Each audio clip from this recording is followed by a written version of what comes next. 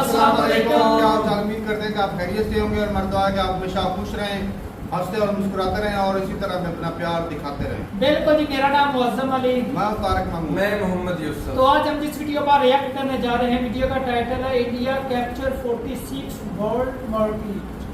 तो देखते हैं वीडियो। हिंदी प्लस न्यूज़ की वीडियो है, हिंदी नॉलेज शो की। तो इस किस्म की मार्केट में इंडिया ने हरा दिया है।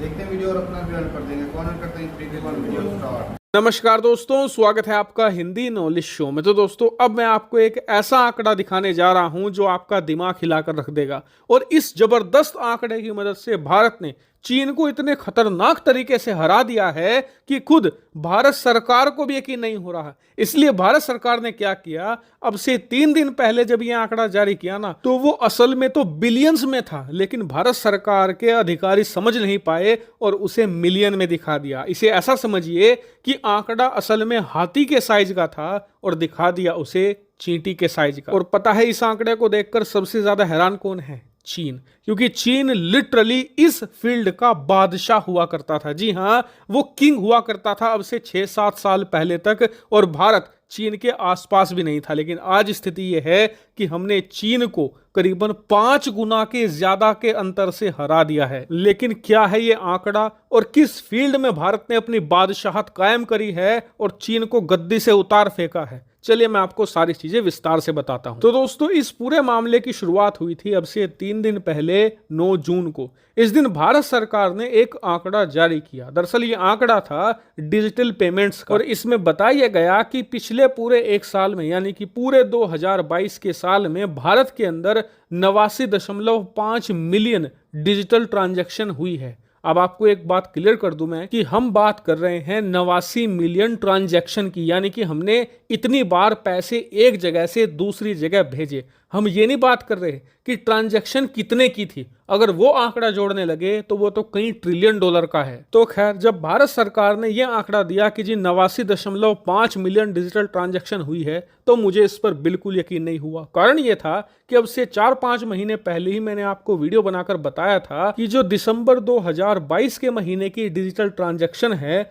वो करीबन 5 बिलियन डॉलर से ज्यादा की है। तो जब एक महीने की ट्रांजैक्शन ही 5-6 बिलियन की है, तो पूरे साल की 89 मिलियन डॉलर की कैसे हो सकती है? यह तो असंभव है। इसलिए मैंने इस पर वीडियो नहीं बनाया, क्योंकि मुझे लगा कि इसमें कुछ ना कुछ तो गड़बड़ है। और यह बात आज सही भी साबित हो गई। दरअसल भारत सरकार के अधिकारियों ने खुद क्लियरिफिकेशन दिया है कि जी वो असल में 89.5 मिलियन नहीं था, वो था 89.5 बिलियन डॉलर। और अधिकारियों ने यह बताया कि आंकड़ा बहुत ज्यादा बड़ा था, इसीलिए कैलकुलेशन में एक भूल हुई और जो बिलियन था वो हमसे मिलियन में हो गया। खैर, भूल सुधार ली गई। लेकिन अब आप ये देख लीजिए कि 2022 में किस देश में कितनी डिजिटल ट्रांजैक्शन हुई है, किसने इस मार्केट में बाजी मारी है। तो मैं आपको टॉप 5 रैंकिंग बता देता हूं। 5वां स्थान मिला है दक्षिण कोरिया को, जहां पर करीबन 8 बिलियन ट्रांजैक्शन हुई है, जो एक अच्छा खासा आंकड़ा है कंसिडर करते हुए कि एक छोटा सा देश है, पॉपुलेशन कम है। खैर, नंबर 4 पर है इंप्रेसिव नंबर के साथ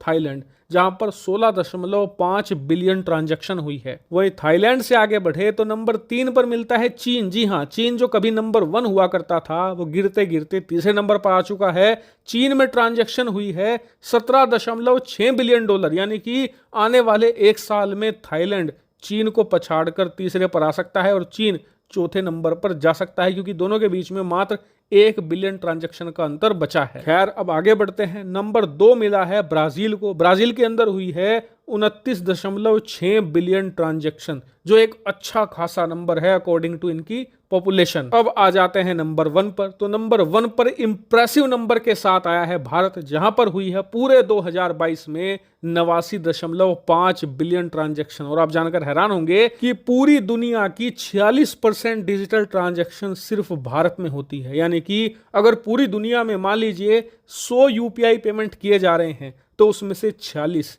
भारत के अंदर हो रहे हैं। और यह दिखाता है कि भारत में डिजिटल क्रांति किस तेजी से बढ़ रही है। और यकीन मानिए, दुनिया के बड़े एक्सपर्ट, यहां तक कि अमेरिकी एक्सपर्ट खुद ये बात कह चुके हैं कि जो ये डिजिटल क्रांति भारत में हो रही है ना, यही भारतीय अर्थव्यवस्था को एक मेजर बूस्ट देगी 2028 और 30 के आसपास आकर। क्योंकि जो यूरोप अमेरिका है वो डिजिटल ट्रांजैक्शन के मामले में बहुत पीछे जा चुके हैं। ऐसे में भारत के पास 2030 तक एक बड़ा एज होगा डिजिटल ट्रांजैक्शन के मामले में। हालांकि इस पूरे मामले पर आपका क्या मानना है, कमेंट करके जरूर बताएगा। Thank you very much for watching video. चले जी, वीडियो खत्म हो गया भाई साहब। क्या बात है, इंडिया ने तो मैं कहता हूँ सारे रिकॉर्ड तोड़ मरोड़ दिए भाई। पहले कैलकुलेशन ठीक नहीं हुई। हाँ, तो ये मिलियन में तो बिलियन में तो भाई बहुत। अब चाइना माफ कर दिया भाई साहब। अमेरिका देख लो, यूरोप के डेवलप्ड कंट्री, ऑस्ट्रेलिया, न्यूजीलैंड, उनका नामो निशान ही नहीं नहीं है है भाई। और वो थाईलैंड वो छोटा सा कंट्री है, और- कोरिया देख लो। तो ये टैक्स कलेक्शन भी तो इस दफा बहुत ज्यादा हुई है ना। वो बहुत इसी तो मरोने मिन्नत। वो भाई अब देख रहे आसानी कितनी होगी। वो गवर्नमेंट की नजर में भाई साहब वो पैसा है, उसमें कलेक्शन करना आसानी है टैक्स के अंदर। और लोगों को सिक्योरिटी कम मिल रही है, इससे कोई टेंशन ही नहीं है। सही बात है। टेंशन ही नहीं, पैसा मोबाइल से उसे ट्रांसफर चोरी कैश भी ले नहीं जाने हो रहा है, जो चोर कैश ले जाने की हाँ, जरूरत वही नहीं। कह रहा वो पहले होता ना, चलो एक तो हमारे यहाँ भाई अभी भी वो बड़े जो स्टोर होते हैं ना, वहाँ पर ही वो कार्ड के जरिए पेमेंट होती है, वो भी कार्ड के जरिए।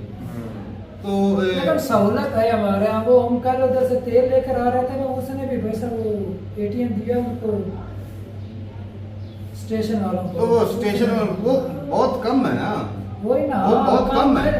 मशीनी है, लेकिन हम लोगों के अंदर अवेयरनेस कम है। अरे भाई आज भी यकीन माने, अगर बैंक में जाए ना तो जब बिजली के बिल पे करने वालों की लंबी लाइन लगी होती है। पैर खड़े होते हैं धूप की। आज हालांकि सहूलत है, पता है कि मोबाइल से बिल पे कर देते हैं, लेकिन फिर भी बैंक में लाइन लगी। मतलब में वो होता है ना कि एक कॉन्फिडेंस नहीं है, क्या इसने इधर से पे होना भी है या नहीं, या गवर्नमेंट खाते में जाएगा भी या नहीं। वो बस वो अपने हाथों से पे करते उसमें कॉन्फिडेंस आ जाता है, बाकी हमने ये कर दिया। बैंक अकाउंट खुलाना बिल्कुल आसान है। हमारे लोग वो भी डरते हैं बैंक अकाउंट खुलाने से। कहीं बैंक अकाउंट बहुत कम खुलते हैं बैंकों में। बैंक के अंदर पैसा रखवाना भी भेजा दुश्वारी समझते हैं, वो ना। आने जाने का चक्कर, या वो उसके अंदर अब जो तो वो मोबाइल में है। होता ऐप होता है, उसमें आप ऑनलाइन ट्रांजैक्शन जितनी मर्जी कर लो, बिल पे करो, जो मर्जी फीस उतारो, सारा कुछ सारी ये सहूलतें। बैठ के घर से ही हो जाता है। लेकिन फिर भी बंदे इस्तेमाल नहीं करते चीजें। टेक्नोलॉजी है लेकिन वो फायदा नहीं उठाते। बाकी भाई बात करें यूपीआई की, तो यूपीआई नो डाउट के बहुत बड़ी जो आपके लिए कह रहे हैं नेमत, वो चीज है कि भाई एक जो ठेले वाला है वहां पर भी बंदे को कोई टेंशन नहीं। कोई किसी भिखारी को 4 पैसे देने हो ना, वो भी कोई टेंशन नहीं। वो भी बंदा पहले बोल देते थे कि भाई छुट्टा नहीं है, कहता भाई साहब ये कोड है भाई, डाल दो। वो 5-10 रुपए डाल देता है। तो ये बहुत बढ़िया चीज है। पहले सुना करते थे इंडिया डिजिटल है, लेकिन आज आंकड़ा देखकर पता वाकई चला, वाकई डिजिटल है। ऐसी बात। डिजिटल हो गया भाई इंडिया। वो कमाल जिस तरह कर होता है ना भाई, इंटरनेशनल हो गया मुंडा। तो ये इंडिया भी डिजिटल हो गया और इंटरनेशनल भी हो गया। और बहुत बढ़िया है भाई साहब। ये कंट्री के लिए मैं कहता हूँ फ्यूचर में ये बहुत कमाल की चीज है। ये जितने ज्यादा इंडिया में लोगों की इंटरनेट यूजर टेंशन खत्म हो जानी है भाई। टेंशन खत्म, कैश की टेंशन ही नहीं। पहले की जो कहते हैं नोट फटा हुआ है, ये भीग गया है, ये हो गया, वो हो गया। खराब हो गया। अब गिनती की कोई टेंशन नहीं। हाँ।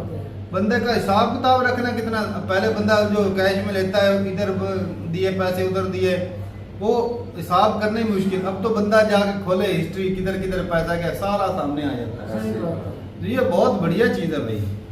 तो ठीक है, अपनी राय जरूर बताइएगा भाई कमेंट सेक्शन में कि ये अच्छा। एक और भी बात पूछना पहले, क्योंकि मैंने सुना था कि भाई ये बिल्कुल फ्री, कोई टैक्स टुक्स नहीं कटता यूपीआई से। तो ये फिर जो इसका मेंटेनेंस का या जो इसकी पूरी प्रॉपर एक ऐप है, तो इसको चलाने के लिए खर्चा तो होता ही है, साफ ज़ाहिर है। तो ये इंटरनेट के साथ लिंक है या फिर? हाँ, तो इंटरनेट के साथ ही लिंक होता है।